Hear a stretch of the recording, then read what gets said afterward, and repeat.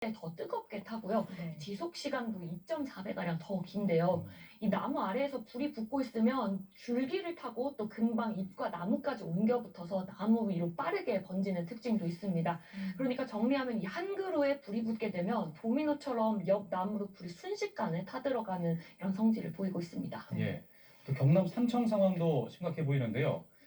지리산 국립공원 인근까지도 불길이 한때 퍼졌었는데 낙엽층이 또 두꺼워서 불길을 쉽게 잡기 힘든 지역이라고 하더라고요.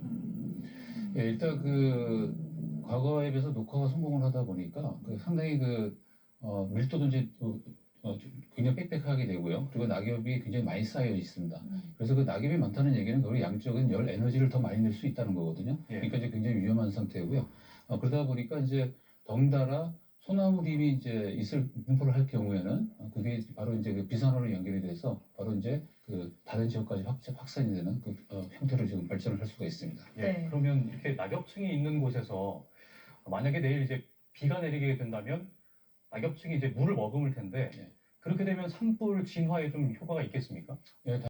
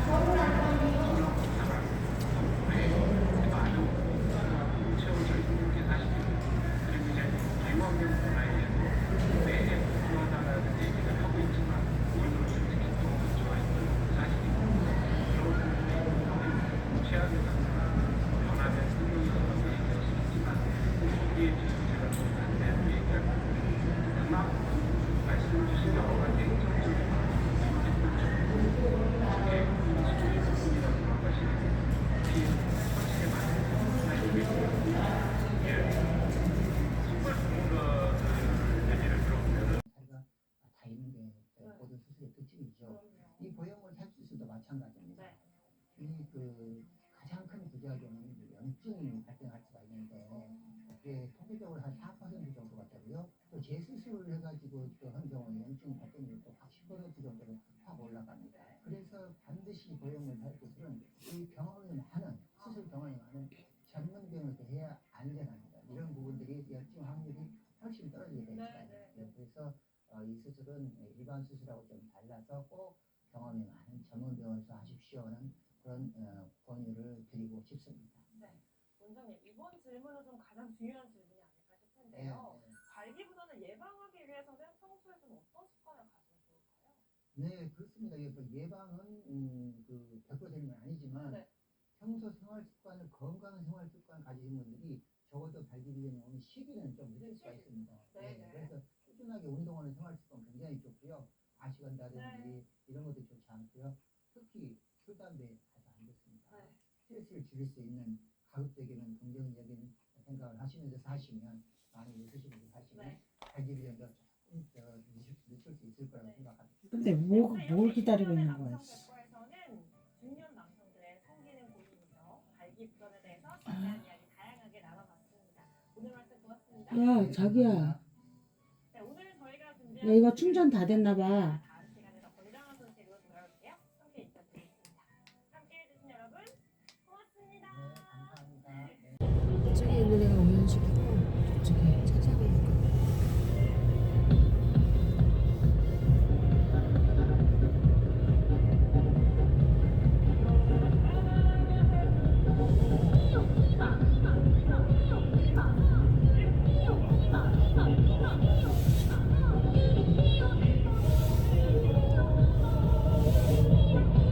추운데.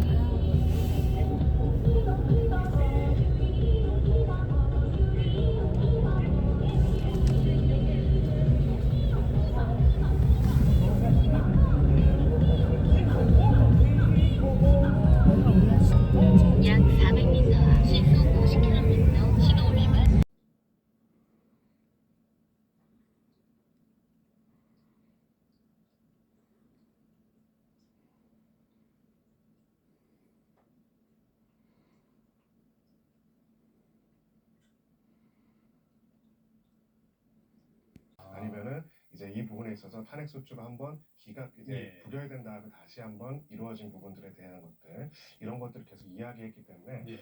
이 5가지 쟁점의 사안에 있어가지고는 재판관들의 판단이 아주 다르진 않겠지만 절차적 쟁점에 있어서는 일부 재판관들이 어떻게 보면 의견을 낼 수도 있겠다라는 예. 생각을 가지고 있습니다. 그러니까 치열하긴 했지만은 중요하지 않을 수도 있다는 말씀이신 건가요? 맞습니다. 결국은 우리가 생각을 해봐야 합니다. 4월 4일의 선고의 결과가 미치는 영향에 대해서 예. 두 가지입니다. 국가 권력이라는 거는요, 모든 국민들이 자신들이 가지고 있는 주권을 모아가지고 그렇죠. 위임을 하는 겁니다. 그럼 그 권력 명시가 되어 있죠. 맞습니다. 그게 예. 국민 주권의 원리고요. 이 국가 권력을 운용하는 사람이 어디까지의 한계를 가지고 이것을 운용할 수 있는지, 혹은 한계 없이 운영할 수 있는지에 대한 선을 정하는 날이기 때문에 예. 그 내용에 따라 가지고는 이제 침대하자. 사건에 대한 선고를 시작하겠습니다. 먼저 적법 요건에 관하여 살펴보겠습니다. 이 사건 계엄 선포가 사법심사의 대상이 되는지에 관하여 보겠습니다. 고위공직자의 헌법 및 법률 위반으로부터 헌법 질서를 수호하고자 하는 탄핵 심판의 취지를 고려하면 이 사건 계엄 선포가 고도의 정치적 결단을 요하는 행위라 하더라도 그 헌법 및 법률 위반 여부를 심사할 수 있습니다. 국회 법사의 조사 없이 이 사건 탄핵 소추안을 의결한 점에 대하여 보겠습니다. 헌법은 국회의 소추 절차를 입법에 맡기고 있고 국회법은 법사위 조사 여부를 국회의 재량으로 규정하고 있습니다. 따라서 법사위의 조사가 없었다고 하여 탄핵 소추 의결이 부적법하다고 볼 수 없습니다. 이 사건 탄핵 소추안의 의결이 일사부재의 원칙에 위반되는지 여부에 대해서 보겠습니다. 국회법은 부결된 안건을 같은 회기 중에 다시 발의할 수 없도록 규정하고 있습니다. 피청구인에 대한 1차 탄핵 소추안이 제418회 정기회 회기에 투표 불성립되었지만 이 사건 탄핵 소추안은 제419회 임시회 회기 중에 발의되었으므로 일사부재의 원칙에 위반되지 않습니다. 한편 이에 대해서는 다른 회기에도 탄핵 소추안의 발의 횟수를 제한하는 입법이 필요하다는 재판관 정형식의 보충 의견이 있습니다. 이 사건 계엄이 단시간 안에 해제되었고 이로 인한 피해가 발생하지 않았으므로 보호 이익이 헌결되었는지 여부에 대해서 보겠습니다. 이 사건 계엄이 해제되었다고 하더라도 이 사건 계엄으로 인하여 이 사건 탄핵 사유는 이미 발생하였으므로 심판의 이익이 부정된다고 볼 수 없습니다. 소추 의결서에서 내란죄 등 형법 위반 행위로 구성하였던 것을 탄핵 심판 청구 이후에 헌법 위반 행위로 포섭하여 주장한 점에 대하여 보겠습니다. 기본적 사실관계는 동일하게 유지하면서 적용 법조문을 철회, 변경하는 것은 소추사유의 철회, 변경에 해당하지 않으므로 특별한 절차를 거치지 않더라도 허용됩니다. 피청구인은 소추사유에 뇌란죄 관련 부분이 없었다면 의결 정족수를 충족하지 못하였을 것이라고 주장하지만 이는 가정적 주장에 불과하며 객관적으로 뒷받침할 만한 근거도 없습니다.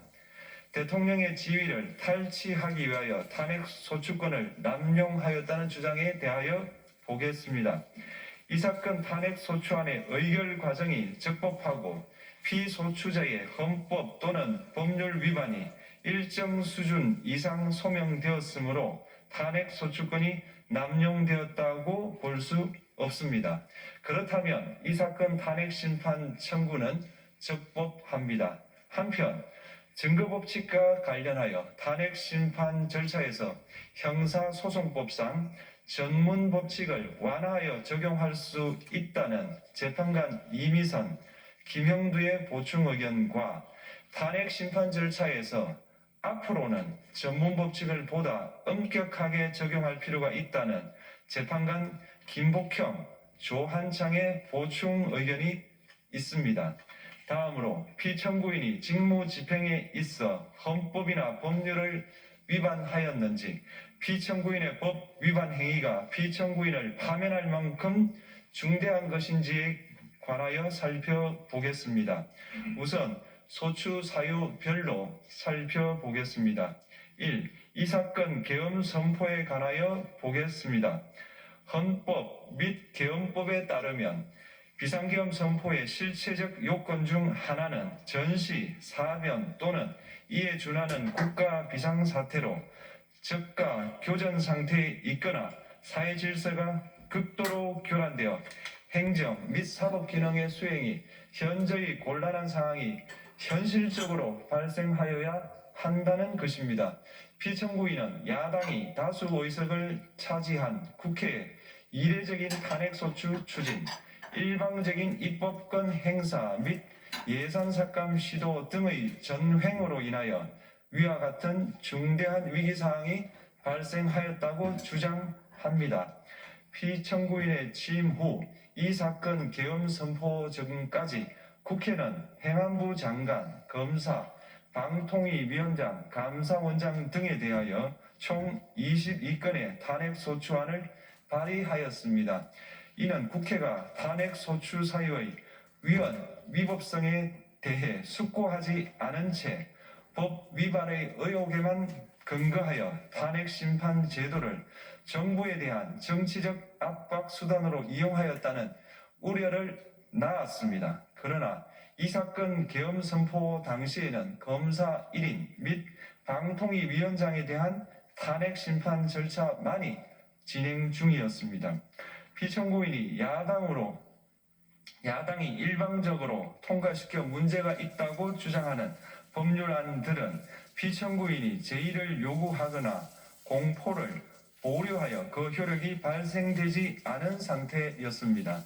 2025년도 예산안은 2024년 예산을 집행하고 있었던 이 사건 계엄 선포 당시 상황에 어떠한 영향을 미칠 수 없고, 위 예산안에 대하여 국회 예결특위의 의결이 있었을 뿐 본회의의 의결이 있었던 것도 아닙니다. 따라서 국회의 탄핵소추, 입법, 예산안 심의 등의 권한 행사가 이 사건 계엄 선포 당시 중대한 위기 상황을 현실적으로 발생시켰다고 볼 수 없습니다. 국회의 권한 행사가 위법, 부당하더라도 헌법재판소의 탄핵 심판, 피청구인의 법률안 제의 요구 등 평상시 권력행사 방법으로 대처할 수 있으므로 국가 긴급권의 행사를 정당화할 수 없습니다. 피청구인은 부정선거 의혹을 해소하기 위하여 이 사건 계엄을 선포하였다고도 주장합니다. 그러나 어떠한 의혹이 있다는 것만으로 중대한 위기 상황이 현실적으로 발생하였다고 볼 수는 없습니다. 또한 중앙선관위는 제22대 국회의원 선거 전에 보안 취약점에 대하여 대부분 조치하였다고 발표하였으며 사전, 우편, 투표함, 보관장소, CCTV 영상을 24시간 공개하고 개표 과정에 수검표 제도를 도입하는 등의 대책을 마련하였다는 점에서도 피청구인의 주장은 타당하다고 볼 수 없습니다. 결국 피청구인이 주장하는 사정을 모두 고려하더라도 피청구인의 판단을 객관적으로 정당화할 수 있을 정도의 위기 상황이 이 사건 계엄 선포 당시 존재하였다고 볼 수 없습니다. 헌법과 계엄법은 비상계엄 선포의 실체적 요건으로 병력으로서 군사상의 필요에 응하거나 공공의 안정질서를 유지할 필요와 목적이 있을 것을 요구하고 있습니다. 그런데 피청구인이 주장하는 국회의 권한 행사로 인한 국정마비 상태나 부정선거 의혹은 정치적, 제도적, 사법적 수단을 통하여 해결하여야 할 문제이지 병력을 동원하여 해결할 수 있는 것이 아닙니다. 피청구인은 이 사건 계엄이 야당의 전횡과 국정위기 상황을 국민에게 알리기 위한 경고성 계엄 또는 호소형 계엄이라고 주장하지만 이는 계엄법이 정한 계엄 선포의 목적이 아닙니다. 또한 피청구인은 계엄 선포에 그치지 아니하고 군경을 동원하여 국회의 권한 행사를 방해하는 등의 헌법 및 법률 위반 행위로 나아갔으므로 경고성 또는 호소형 계엄이라는 피청구인의 주장을 받아들일 수 없습니다. 그렇다면 이 사건 계엄 선포는 비상계엄 선포의 실체적 요건을 위반한 것입니다.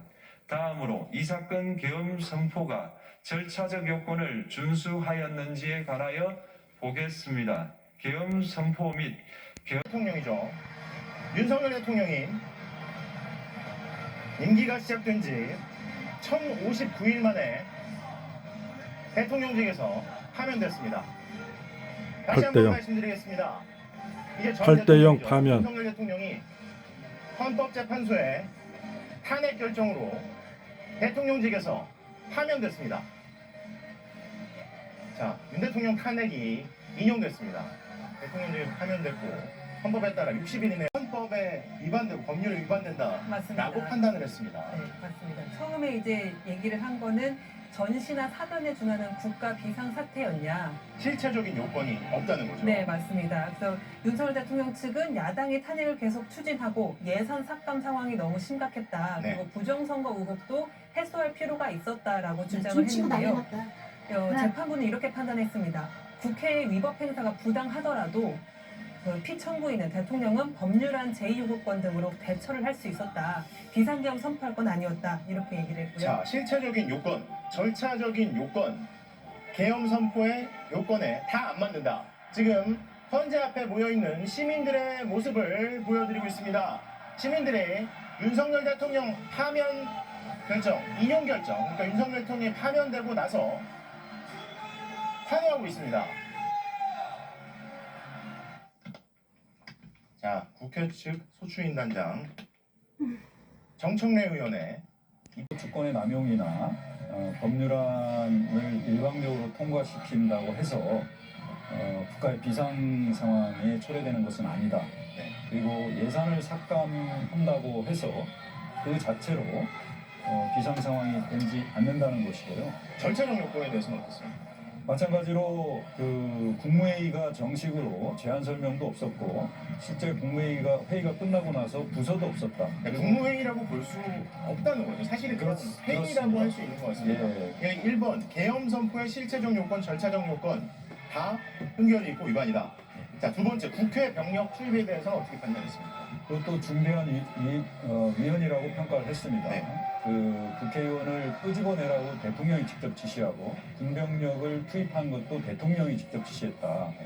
그리고 국회의원의 출입을 경찰 병력으로부터 막아서 국회의원의 심의 표결권 및 정당 활동의 자유를 침해해서 위헌이고, 그 다음에 국군의 정치적 중립성, 즉 시민과 군인이 대치하는 상황을 만들어서 중대한 위헌이다라고 판단했습니다. 자, 5개 중에 첫 번째 계엄 선포 요건 다 안 된다. 국회 병력 투입 두 번째 이것도 헌법 위반이다. 세 번째 포고령에 대해서는 어떻습니까? 계엄 포고령 이런 거. 그것도 마찬가지로 국회나 지방의회 정당 활동을 일체 금지함으로써 헌법에 위반된다라고 했고요.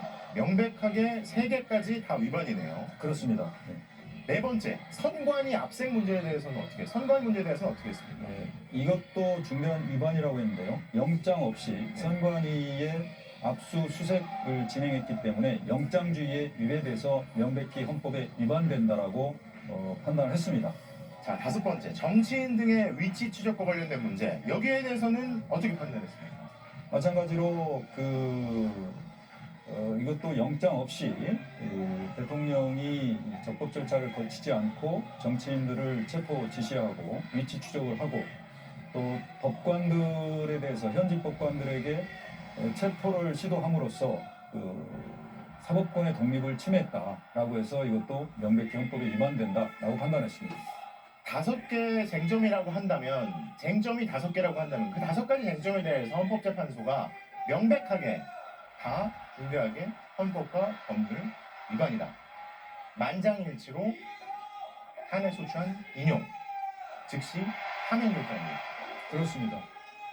한간에서는 일부 다른 의견을 제시하는 재판관이 있지 않겠느냐라는 그런 일각의 의견도 있었고, 특히 여당에서는 세 분의 재판관 정도는 기각이나 각하 의견을 낼 수도 있다라는 의견이 있었으나, 실제 헌법재판소에서는 재판관 8명 전원이 윤 대통령의 탄핵 사유가 중대한 헌법에 위반되고 그 법 위반의 중대성이 파면을 정당화할 정도로 해당 사유가 해당된다라고 해서 파면 전원 일치 의견이 나왔습니다. 오랫동안 국회 측 참고 기다려 오셨습니다.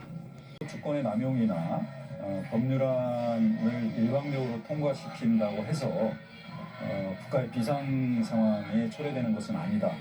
그리고 예산을 삭감한다고 해서 그 자체로 비상 상황이 되지 않는다는 것이고요. 절차적 요건에 대해서는 어떻습니까? 마찬가지로 그 국무회의가 정식으로 제안 설명도 없었고, 실제 회의가 끝나고 나서 부서도 없었다. 그러니까 국무회의라고 볼 수 없다는 거죠. 사실은 그런 회의라고 할 수 있는 것 같습니다. 예. 1번 계엄 선포의 실체적 요건, 절차적 요건 다 흠결이 있고 위반이다. 자, 두 번째 국회 병력 투입에 대해서 어떻게 판단했습니까? 그것도 중대한 위헌이라고 평가를 했습니다. 그 국회의원을 끄집어내라고 대통령이 직접 지시하고 군병력을 투입한 것도 대통령이 직접 지시했다. 그리고 국회의원의 출입을 경찰병력으로부터 막아서 국회의원의 심의 표결권 및 정당 활동의 자유를 침해해서 위헌이고, 그 다음에 국군의 정치적 중립성, 즉 시민과 군인이 대치하는 상황을 만들어서 중대한 위헌이다라고 판단했습니다. 자, 5개 중에 첫 번째 계엄 선포 요건 다 안 된다. 국회 병력 투입. 두 번째 이것도 헌법 위반이다. 세 번째 포고령에 대해서는 어떻습니까? 계엄 포고령 이런 거. 그것도 마찬가지로 국회나 지방의회 정당 활동을 일체 금지함으로써 헌법에 위반된다라고 했고요. 명백하게 3개까지 다 위반이네요. 그렇습니다. 네 번째 선관위 압색 문제에 대해서는 선관위 문제에 대해서는 어떻게 했습니까? 이것도 중대한 위반이라고 했는데요. 영장 없이 선관위의 압수수색을 진행했기 때문에 영장주의에 위배돼서 명백히 헌법에 위반된다라고 판단을 했습니다. 자, 5번째 정치인 등의 위치 추적과 관련된 문제, 여기에 대해서는 어떻게 판단했습니까? 마찬가지로 이것도 영장 없이 대통령이 적법 절차를 거치지 않고 정치인들을 체포 지시하고 위치 추적을 하고, 또 법관들에 대해서 현직 법관들에게 체포를 시도함으로써 사법권의 독립을 침해했다라고 해서 이것도 명백히 헌법에 위반된다라고 판단했습니다. 5개 쟁점이라고 한다면, 쟁점이 5개라고 한다면 그 5가지 쟁점에 대해서 헌법재판소가 명백하게 다 중대하게 헌법과 법률 위반이다. 만장일치로 탄핵 소추안 인용, 즉시 파면 요구합니다. 그렇습니다. 한간에서는 일부 다른 의견을 제시하는 재판관이 있지 않겠느냐라는 그런 일각의 의견도 있었고, 특히 여당에서는 세 분의 재판관 정도는 기각이나 각하 의견을 낼 수도 있다라는 의견이 있었으나, 실제 헌법재판소에서는 재판관 8명 전원이 윤 대통령의 탄핵 사유가 중대한 헌법에 위반되고 그 법 위반의 중대성이 파면을 정당화할 정도로 해당 사유가 해당된다라고 해서 파면 전원 일치 의견이 나왔습니다. 오랫동안 국회 측 참고 기다려 오셨습니다. 큰달보다는 30% 증가한 수준입니다. 인천항만공사는 겨울철 위축됐던 섬 여행 수요가 봄철을 맞아 회복되면서 연안 여객선 이용객이 늘어나는 것으로 보고 있습니다. 전북 특별자치도의 소방관들이 앞으로는 한층 더 균형 잡힌 식사를 할 수 있게 됐습니다. 영양사가 갖춰진 정식 구내식당이 처음 생긴 건데요. 윤지아 기자가 취재했습니다. 전북특별자치도 내 8개 소방서의 구내식당에 영양사가 처음 투입됐습니다.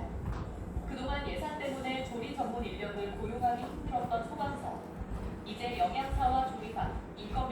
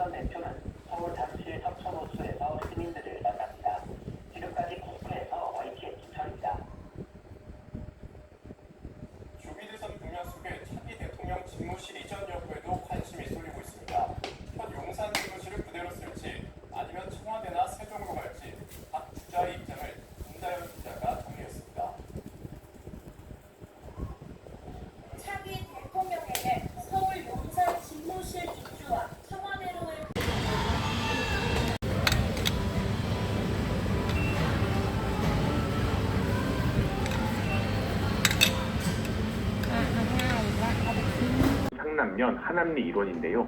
저희 YTN으로 제보 영상이 들어왔는데 산 중턱부터 하얀 연기가 가득한 모습입니다. 도로 쪽과 가까운 곳까지도 연기가 피어오르면서 시야도 흐려진 상황입니다.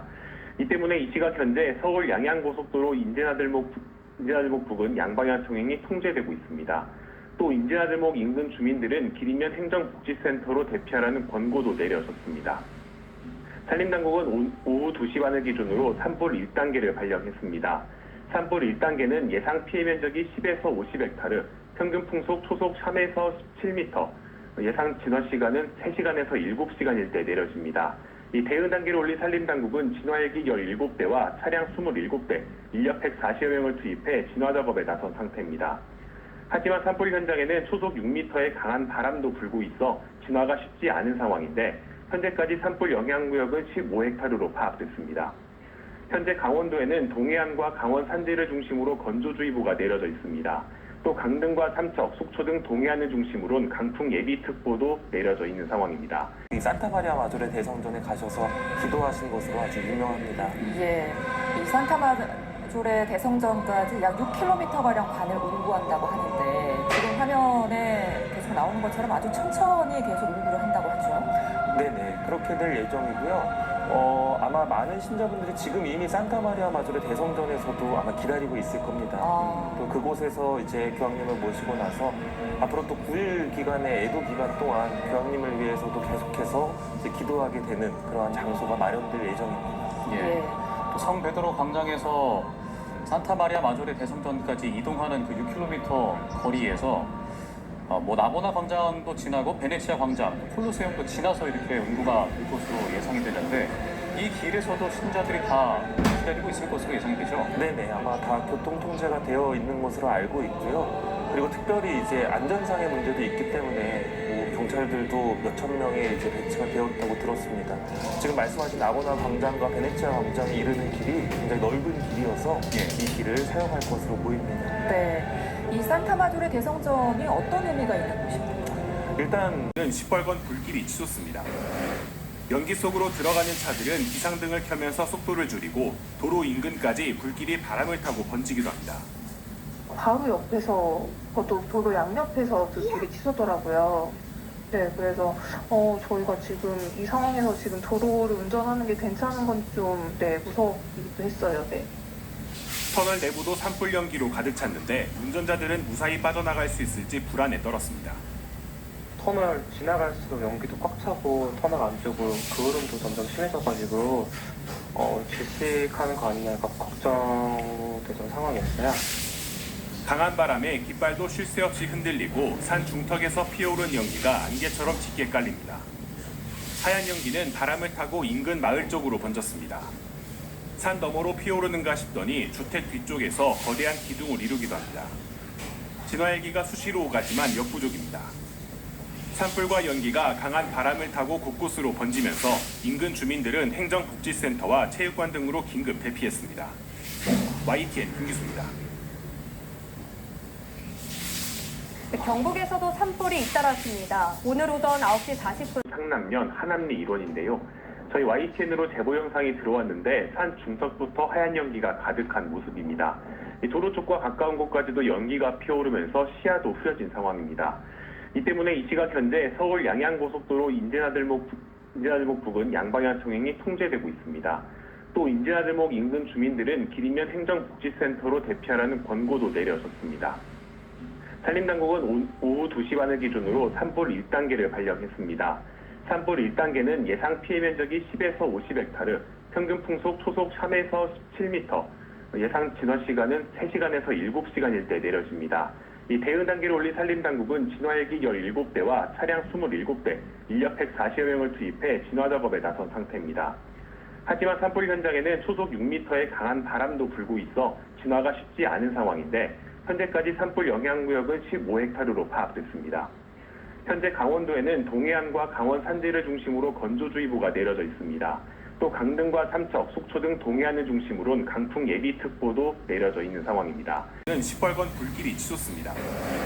연기 속으로 들어가는 차들은 비상등을 켜면서 속도를 줄이고 도로 인근까지 불길이 바람을 타고 번지기도 합니다. 바로 옆에서 도로 양옆에서 불길이 치솟더라고요. 네, 그래서 저희가 지금 이 상황에서 지금 도로를 운전하는 게 괜찮은 건 좀 무섭기도 했어요. 네. 터널 내부도 산불 연기로 가득 찼는데 운전자들은 무사히 빠져나갈 수 있을지 불안에 떨었습니다. 터널 지나갈수록 연기도 꽉 차고 터널 안쪽으로 그을음도 점점 심해져가지고 질식하는 거 아니냐가 걱정되던 상황이었어요. 강한 바람에 깃발도 쉴 새 없이 흔들리고 산 중턱에서 피어오른 연기가 안개처럼 짙게 깔립니다. 하얀 연기는 바람을 타고 인근 마을 쪽으로 번졌습니다. 산 너머로 피어오르는가 싶더니 주택 뒤쪽에서 거대한 기둥을 이루기도 합니다. 진화헬기가 수시로 오가지만 역부족입니다. 산불과 연기가 강한 바람을 타고 곳곳으로 번지면서 인근 주민들은 행정복지센터와 체육관 등으로 긴급 대피했습니다. YTN 김기수입니다. 경북에서도 산불이 잇따랐습니다. 오늘 오전 9시 40분. 오를 것입니다, 여러분!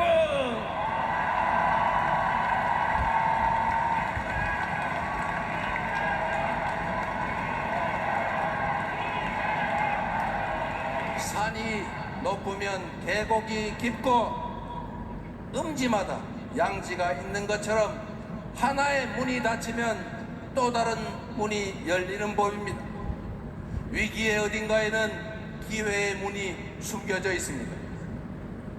내란의 아픔을 이겨내고 다시 꿈과 희망이 넘치는 진짜 대한민국으로 나아갈 준비 여러분은 되셨습니까? 연대와 상생 배려로 국민의 에너지를 모두 모아서 새로운 민주공화국을 열어젖힐 준비도 되셨습니까? 극한의 절망과 환란 속에서조차 빛을 찾아 희망을 만들어온 위대한 우리 국민을 저는 믿습니다. 함께 손잡고 빛의 혁명을 반드시 완수합시다, 여러분. 대한민국이라는 국호 그대로 이 땅 위 모든 사람이 주인으로 공평하게 살아가는 진짜 대한민국으로 나아갑시다. 저 이재명은 지금부터 여러분이 지어주신 희망의 새 이름입니다. 여러분이 다시 살려주신 기회의 새 이름입니다. 세계를 선도하는 진짜 대한민국을 만들 국민의 유용한 도구이자 충직한 대표 일꾼의 이름입니다, 여러분.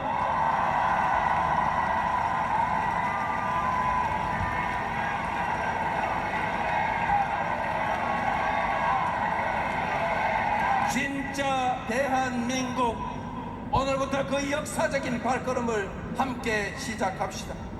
그 위대한 항로의 중심에 저 이재명이 함께 서 있겠습니다. 그래서 그렇기 때문에 지금은 이재명입니다.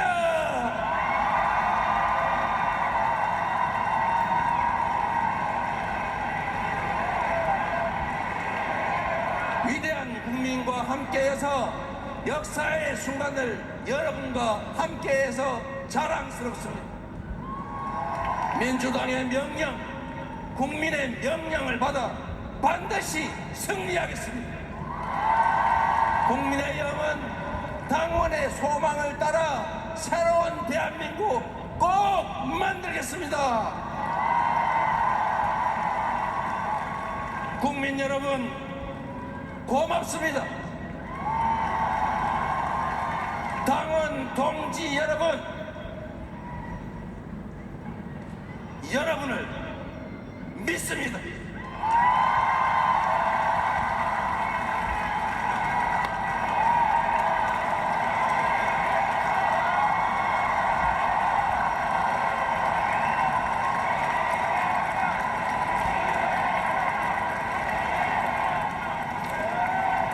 네, 민주당 이재명 대선 후보의 후보.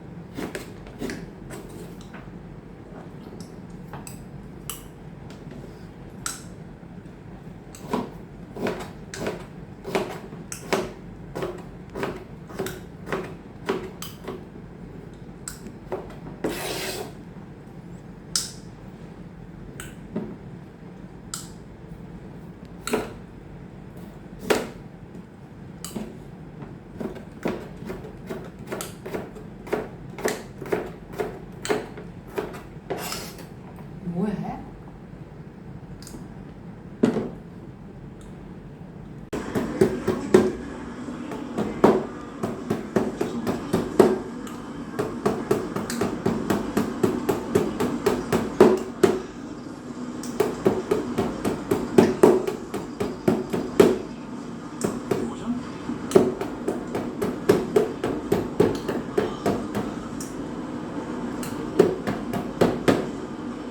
기술 유출? 아니 뭐 구경이라도 했어 유출하지. 프로젝트에서 바로 제외됐어. 내가 필요해서 잡은 줄 알았는데 난 그냥 경쟁사를 이직하려고 했던 배신자가 돼 있더라고. 다른 데로 보내는 것보단 붙잡고 있는 게 더 이득이라고 생각했겠지. 하는 것이 모르겠어.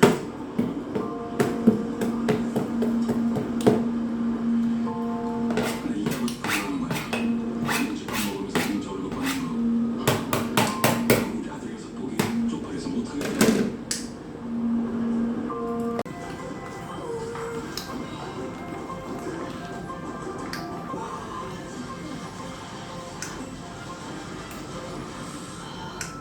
너 진짜 일 조금만 못해서 죽었어.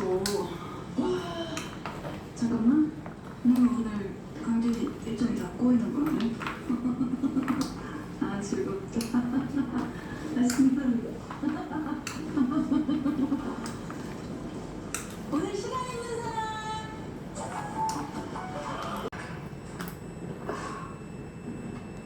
Is this place?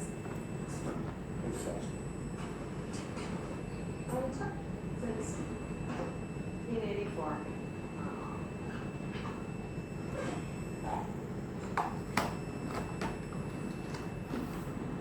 지금